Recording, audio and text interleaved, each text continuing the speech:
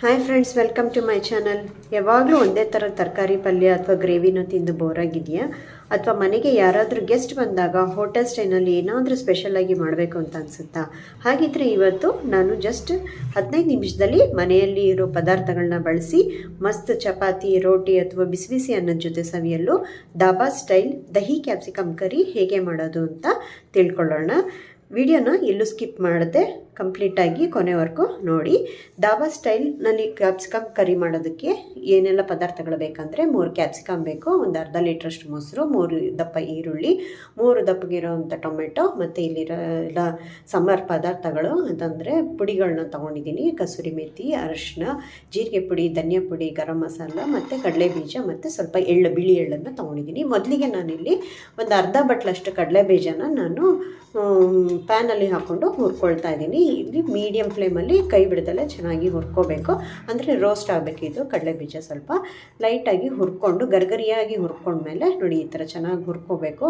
ಸಿಪ್ಪೆಲ್ಲ ಆಚೆ ಬರುತ್ತೆ, ಸೀಸಬಾರ್ದು ಅಷ್ಟೇ, ಸೀಸಿದ್ರೆ ಕಹಿ ಬರುತ್ತೆ ಕಡಲೆ ಬೀಜ.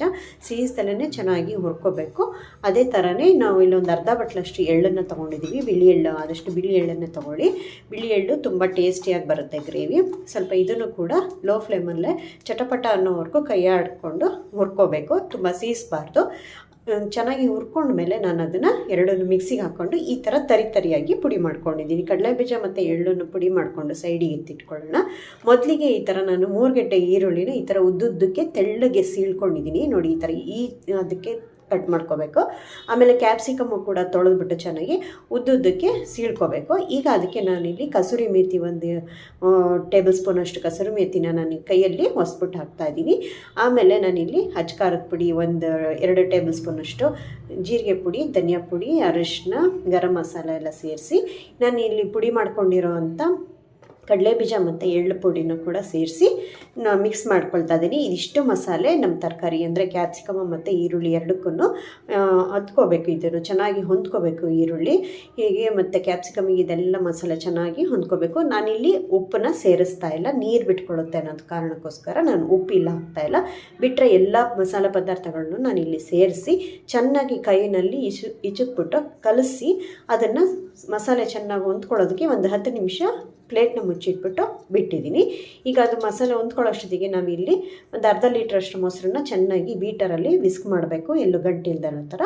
ಈಗ ನಾನು ಒಂದು ದೊಡ್ಡ ಬಾಣಲಿನಲ್ಲಿ 2 ಟೇಬಲ್ ಸ್ಪೂನಷ್ಟು ಎಣ್ಣೆ ಹಾಕ್ಕೊಂಡು, ಎಣ್ಣೆ ಕಾದ್ಮೇಲೆ 1 ಸ್ಪೂನ್ ಜೀರಿಗೆ ಹಾಕಿ ಸ್ವಲ್ಪ ಲೋ ಫ್ಲೇಮಲ್ಲೇ ಮಾಡಬೇಕು ಇದಿಷ್ಟು ಆದಷ್ಟು. ಈಗ ನಾನು ಶುಂಠಿ ಬೆಳ್ಳುಳ್ಳಿ ಪೇಸ್ಟ್ 1 ಸ್ಪೂನ್ ಹಾಕ್ಕೊಂಡು, ಆ ಶುಂಠಿ ಬೆಳ್ಳುಳ್ಳಿ ಪೇಸ್ಟ್ ಹಸಿ ವಾಸನೆ ಹೋದ್ಮೇಲೆ ಈಗ ನಾನು 3 ಗೆಡ್ಡೆ ಏನು ಟೊಮೆಟೊ ತೊಗೊಂಡಿದ್ನಲ್ಲ, ಸ್ವಲ್ಪ ನಾಟಿ ಟೊಮೆಟೊ ತೊಗೊಂಡ್ರೆ ತುಂಬ ಚೆನ್ನಾಗಿರುತ್ತೆ, ಹುಳಿ ಚೆನ್ನಾಗಿ ಬರುತ್ತೆ.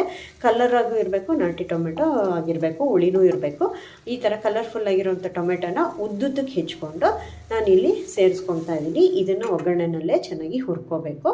ಲೋ ಫ್ಲೇಮಲ್ಲೇ ಟೊಮೆಟೊನ ಹುರ್ಕೊಳ್ಳೋದಕ್ಕೆ, ಸ್ವಲ್ಪ ಸಾಫ್ಟ್ ಆಗೋದಕ್ಕೆ ಸ್ವಲ್ಪ ನಾನು ಉಪ್ಪನ್ನು ಸೇರಿಸ್ಕೊಂಡಿದ್ದೀನಿ ಟೊಮೆಟೊ ಹುರಿಬೇಕಾದ್ರೆ. ಆಮೇಲೆ ಟೊಮೆಟೊ ಲೈಟಾಗಿ ಸಾಫ್ಟ್ ಆಗಿದೆ, ತುಂಬ ಸಾಫ್ಟ್ ಆಗಬಾರ್ದು, ಲೈಟಾಗಿ ಸಾಫ್ಟ್ ಆಗಿದೆ ಅಂದಮೇಲೆ ನಾವಿಲ್ಲಿ ಏನು ಹೆಚ್ಚಿಟ್ಕೊಂಡಿದ್ವಲ್ಲ ಕ್ಯಾಪ್ಸಿಕಮ್ಮು ಮತ್ತು ಈರುಳ್ಳಿ, ಅದಕ್ಕೆ ನಾವು ಮಸಾಲೆ ಎಲ್ಲ ಸೇರಿಸಿ ಸ್ವಲ್ಪ ಹೊತ್ತು ಬಿಟ್ಟಿದ್ದೀವಲ್ಲ ನೆನೆಯೋಕ್ಕೆ, ಅದೆಲ್ಲ ಚೆನ್ನಾಗಿ ಮಸಾಲೆ ಎಲ್ಲ ಹಿಂಡ್ಕೊಂಡಿದೆ. ಆ ಹೀರ್ಕೊಂಡಿರೋ ಮಸಾಲನ ನಾವು ಈಗ ಮಿಕ್ಸ್ ಮಾಡಿಕೊಂಡು ನಾವು ಒಗ್ಗರಣೆಗೆ ಸೇರಿಸ್ಕೊಂಡಿದ್ದೀವಿ. ಒಗ್ಗರಣೆಗೆ ಸೇರಿಸ್ಬಿಟ್ಟು 1-2 ನಿಮಿಷ ಚೆನ್ನಾಗಿ ಹುರ್ಕೋಬೇಕು, ಅಂದರೆ ಲೈಟಾಗಿ ಫ್ರೈ ಆಗಬೇಕು. ಇದಿಷ್ಟು ನಾವು ಲೋ ಫ್ಲೇಮಲ್ಲೇ ಮಾಡ್ಕೋಬೇಕು, ಯಾಕೆಂದರೆ ಮಸಾಲೆ ಸೇರಿಸಿರೋದ್ರಿಂದ ಬಾಣಲಿಗೆ ಹಿಡ್ಕೊಳ್ಳೋ ಚಾನ್ಸ್ ಇರುತ್ತೆ. ನಾವಿಲ್ಲಿ ನೀರನ್ನು ಹಾಕ್ದಲ್ಲೇ ತರಕಾರಿನ ಬೇಯಿಸ್ಕೊಳ್ತಾ ಇದ್ದೀವಿ, ಅಂದರೆ ಕ್ಯಾಪ್ಸಿಕಮ್ನ ಹಾಗೆ ಎಣ್ಣೆನಲ್ಲೇ ಬಾಣಲಿನಲ್ಲಿ ಫ್ರೈ ಮಾಡ್ಕೊಳ್ತಾ ಇದ್ದೀವಿ. ಇದಕ್ಕೆ ಯಾವುದೇ ಕಾರಣಕ್ಕೂ ನೀರು ಹಾಕಬಾರ್ದು. ನೋಡಿ ಈಗ ಕ್ಯಾಪ್ಸಿಕಮ್ಮು ಲೈಟಾಗಿ, ಅದಕ್ಕೆ ಕ್ಯಾಪ್ಸಿಕಮ್ನ ನಾವು ಈರುಳ್ಳಿನೂ ಎರಡೂ ತೆಳ್ಳಗೆ ಹೆಚ್ಕೋಬೇಕು, ಸೊ ದಟ್ ಎಣ್ಣೆನೆಲ್ಲ ಚೆನ್ನಾಗಿ ಫ್ರೈ ಆಗಬೇಕು. ನಾವು ನೀರನ್ನು ಸೇರಿಸ್ತಲೇ ಹಾಗೆ 1-2 ನಿಮಿಷ ಲಿಡ್ಡನ್ನು ಮುಚ್ಚಿ ಬೇಯಿಸ್ಕೊಂಡ್ಮೇಲೆ, ಇಲ್ಲಿ ಕ್ಯಾಪ್ಸಿಕಮ್ಮು ತುಂಬ ಬೇಯಬಾರ್ದು, ಸಾಫ್ಟ್ ಆಗಬಾರ್ದು, ಕ್ರಂಚಿಯಾಗೇ ಇರಬೇಕು. ದಾಬಾ ಸ್ಟೈಲ್ ಬರಬೇಕಂದ್ರೆ ಕ್ರಂಚಿಯಾಗೇ ಇರಬೇಕು. ಆಮೇಲೆ ಒಂದು ಸ್ವಲ್ಪ ಕ್ರಂಚಿ ಆಗಿದೆ ಅಂತಂದಮೇಲೆ ನಾವಿಲ್ಲಿ ಮೊಸರನ್ನ ಬೀಟ್ ಮಾಡಿದ್ವಲ್ಲ ಅದನ್ನು ಸೇರಿಸ್ಕೊಳ್ತಾ ಇದ್ದೇನೆ. ನಾನು ಇಲ್ಲಿ ಕಂಪ್ಲೀಟ್ ಅರ್ಧ ಲೀಟ್ರ್ ಮೊಸರನ್ನು ಸೇರಿಸ್ಕೊಳ್ತಾ ಇಲ್ಲ, ಒಂದು 400 ml ಅಷ್ಟು ಮೊಸರನ್ನ ಚೆನ್ನಾಗಿ ಬೀಟ್ ಮಾಡಿ ಇದನ್ನು ನಾವು ಸ್ಟವ್ ಆಫ್ ಮಾಡಿಬಿಟ್ಟು ಮೊಸರನ್ನ ಸೇರಿಸ್ಬೇಕು. ತುಂಬ ಉರಿನಲ್ಲಿ ಇಟ್ಕೊಂಡು ನಾವು ಮೊಸರನ್ನ ಹಾಕಬಾರ್ದು. ಸ್ಟವ್ ಆಫ್ ಮಾಡಿ ಮೊಸರನ್ನ ಹಾಕ್ತಾ ಕೈಯಾಡ್ತಾ ಇರಬೇಕು. ಅದರಲ್ಲಿ ಇರೋವಂಥ ಹೀಟಲ್ಲೇ ಸ್ಟವ್ ಮೇಲಿರೋಂಥ ಒಲೆ ಕಾವಿನಲ್ಲೇ ಆ ಮೊಸರನ್ನ ಚೆನ್ನಾಗಿ ಕೈಯಾಡ್ತಾ ಇರಬೇಕು. ಕೆಲವರು ಇಷ್ಟಕ್ಕೇ ಆಫ್ ಮಾಡಿ ಉಪಯೋಗಿಸ್ಕೊಳ್ತಾರೆ ಈ ಪಲ್ಯನ. ಇಲ್ಲ ಅಂತಂದರೆ ಅದು ಚೆನ್ನಾಗಿ ಇನ್ನೂ ಕುದಿಬೇಕು ಅಂದರೆ ಲೋ ಫ್ಲೇಮಲ್ಲೇ ಕೈಯಾಡ್ತಾ ಕುದಿಸ್ಬೇಕು. ಆವಾಗ ಮೊಸರು ಪಲ್ಯ ಆಗಿರೋದ್ರಿಂದ ಇದನ್ನು ಚೆನ್ನಾಗಿ ಕೈಯಾಡ್ತಾನೆ ಇರಬೇಕು. ಉರಿ ಮಾತ್ರ ಯಾವುದೇ ಕಾರಣಕ್ಕೂ ಜಾಸ್ತಿ ಇಡಬಾರ್ದು. ನೋಡಿ ಈ ಥರ ಚೆನ್ನಾಗಿ ಕೈಯಾಡ್ತಾ ಇರಬೇಕು. ಈಗ ನಾವು ಹಾಕಿರುವಂಥ ಮಸಾಲೆಗಳೆಲ್ಲ ಚೆನ್ನಾಗಿ ಹೊಂದ್ಕೊಳ್ತಾ ಇದೆ. ಮೊಸರು ಮತ್ತು ಅಚ್ಕಾರದ ಪುಡಿ, ಗರಂ ಮಸಾಲ, ಧನಿಯಾ ಪುಡಿ, ಜೀರಿಗೆ ಪುಡಿ ಇದೆಲ್ಲ ಚೆನ್ನಾಗಿ ಹೊಂದ್ಕೊಂಡಿದೆ. ಹುಳಿಗೆ ನಾವು ಟೊಮೆಟೊ ಹಾಕಿದ್ದೀವಿ. ಎಲ್ಲದು ಚೆನ್ನಾಗಿ ಮಸಾಲೆ ಹೊಂದ್ಕೊಂಡ್ಮೇಲೆ ಇನ್ನೂ ಸ್ವಲ್ಪ ಉಪ್ಪನ್ನು ಸೇರಿಸ್ಕೊಂಡು ಚೆನ್ನಾಗಿ ಕೈಯಾಡಿ ಲಾಸ್ಟಲ್ಲಿ ಕೊತ್ತಂಬರಿ ಸೊಪ್ಪನ್ನು ಹಾಕಿದ್ರೆ ನಮ್ಮ capsicum curry, dhaba style capsicum curry, ಮೊಸರು, ದಹಿ ಮೊಸರು ಹಾಕಿರೋಂಥ ಪಲ್ಯ ರೆಡಿಯಾಗಿದೆ. ಈಗ ನೋಡಿ ದಹಿ ಕ್ಯಾಪ್ಸಿಕಮ್ ಕರಿ ರೆಡಿಯಾಗಿದೆ. ಇದನ್ನು ನೀವು ಬಿಸಿ ಚಪಾತಿ ಇಲ್ಲ ಪ್ಲೇನ್ ಪರೋಟ ಇಲ್ಲ ಅಂದರೆ ನಾನು ಕುಲ್ಚಾ ಯಾವ್ದ್ರ ಜೊತೆಗೆ ಬೇಕಾದರೂ ತಿನ್ಬೋದು. ಏನಿಲ್ಲ ಅಂದರೆ ಬಿಸಿ ಅನ್ನದ ಜೊತೆ ಕೂಡ ತುಂಬ ಚೆನ್ನಾಗಿರುತ್ತೆ. ಅಲ್ಲಲ್ಲೇ ಬಾಯಿಗೆ ನಿಮಗೆ ಈರುಳ್ಳಿ ಮತ್ತು ಕ್ಯಾಪ್ಸಿಕಮ್ಮು ಕರಮ್ ಅಂತ ಸಿಗ್ತಾ ಇರುತ್ತೆ. ಯಾಕೆಂದರೆ ನಾವು ಇಲ್ಲಿ ಕ್ರಂಚಿಯಾಗಿ ಬೇಯಿಸ್ಕೊಂಡಿದ್ದೀವಿ, ಅಂದರೆ ಎಣ್ಣೆನಲ್ಲೇ ಫ್ರೈ ಮಾಡಿಕೊಂಡು ಈ ಗ್ರೇವಿನ ಮಾಡಿರೋವಂಥದ್ದು.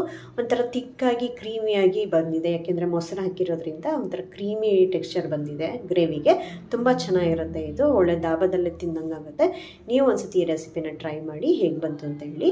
ಈ ವಿಡಿಯೋ ಇಷ್ಟ ಆಗಿದ್ದರೆ ಲೈಕ್ ಮಾಡಿ, ಶೇರ್ ಮಾಡಿ, ಹಾಗೂ ನನ್ನ ಚಾನಲ್ನ ಸಬ್ಸ್ಕ್ರೈಬ್ ಮಾಡಿ. ಮತ್ತೆ ಮುಂದಿನ ವಿಡಿಯೋದಲ್ಲಿ ಸಿಗೋಣ.